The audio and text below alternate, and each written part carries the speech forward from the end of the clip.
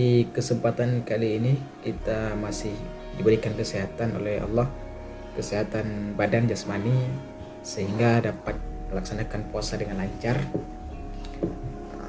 Sementara di lain ada saudara kita yang di sana, yang di rumah sakit, yang sedang berjuang melawan virus yang ada di dalam tubuhnya, virus yang sama-sama kita waspadai semua, virus COVID-19 ini yang sedang melanda dunia.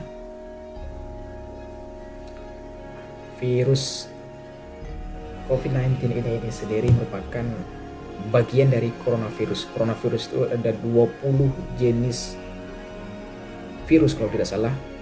Yang 3 diantaranya itu bisa membahayakan manusia, sementara yang lainnya itu khusus untuk binatang. Dia belum berbahaya untuk manusia, tapi yang 3 ini yang sudah terbukti berbahaya untuk manusia itu.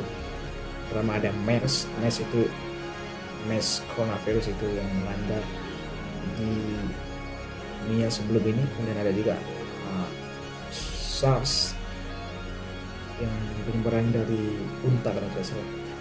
Sementara yang terakhir ini ada COVID-19 yang disebutkan penyebaran pertama itu melalui kucing kalau tidak salah, dan sekarang sudah melanda dunia.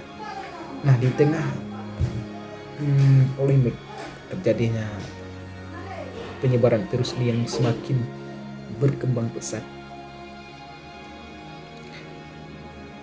muncul berbagai asumsi dari masyarakat. Ada yang menyebutkan ini sebagai konspirasi global, elit global. Kemudian ada juga yang menyebutkan ini sebagai musibah atau sebagai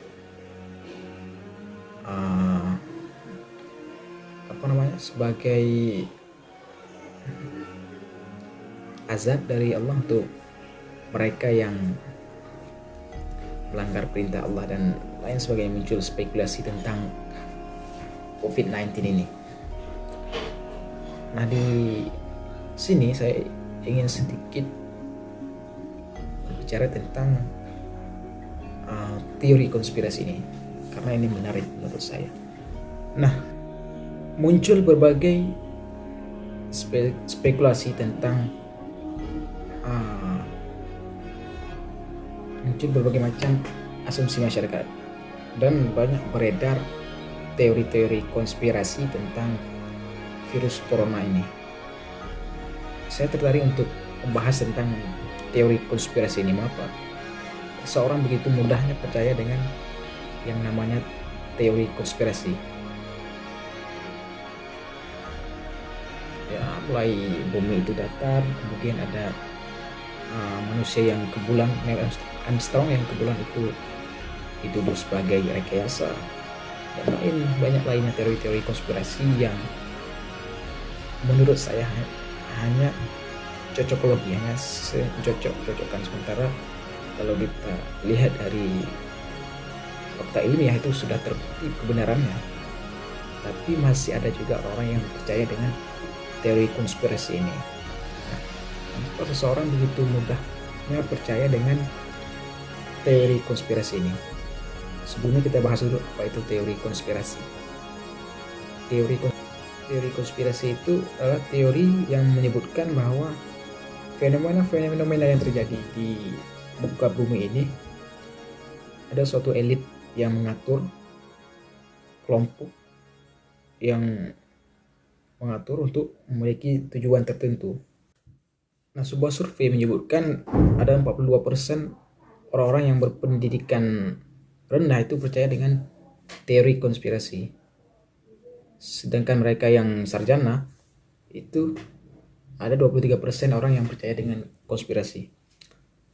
Jadi bisa disimpulkan faktor utama itu pendidikan.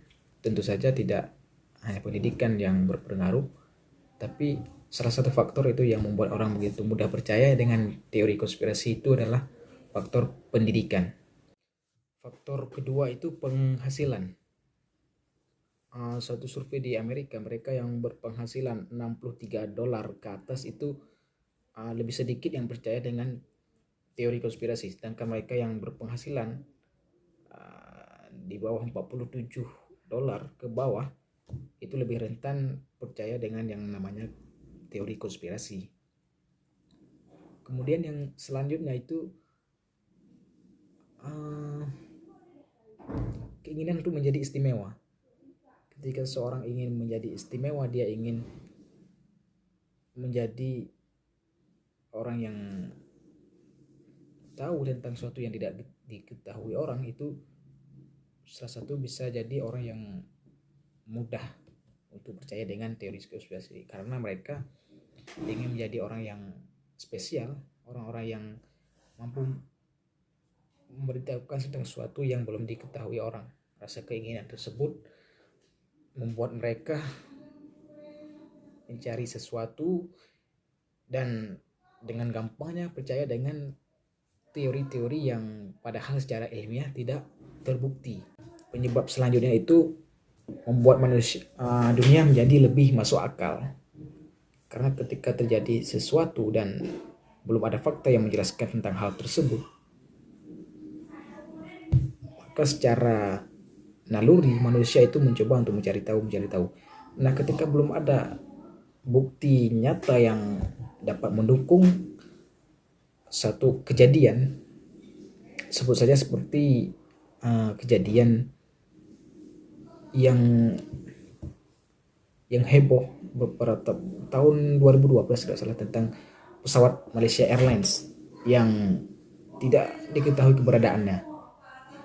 Kemudian muncul berbagai spekulasi, teori konspirasi bahwa pesawat tersebut dibajak atau pesawat tersebut melintasi segitiga Bermuda dan lain sebagainya. Nah, adanya teori konspirasi ini untuk membuat dunia lebih masuk akal, ya, dengan cocokologi dengan data-data yang tidak valid, sehingga membuat lebih masuk akal, padahal secara ilmiah tidak dapat dibuktikan. Ya, mungkin itu beberapa hal yang menyebabkan mengapa seorang begitu mudahnya percaya dengan teori konspirasi. Yang pertama ada faktor penghasilan, kemudian ada juga faktor pendidikan, kemudian ada faktor menjadi istimewa, orang ingin menjadi istimewa. Yang terakhir itu membuat dunia menjadi lebih masuk akal dengan adanya teori tersebut. Mungkin saran saya untuk informasi-informasi yang beredar yang belum terbukti secara ilmiahnya, kita perlu mengamati terlebih dahulu, tidak langsung percaya, karena percaya dengan teori konspirasi itu sama saja kita mengabaikan fakta yang telah terbukti secara ilmiah.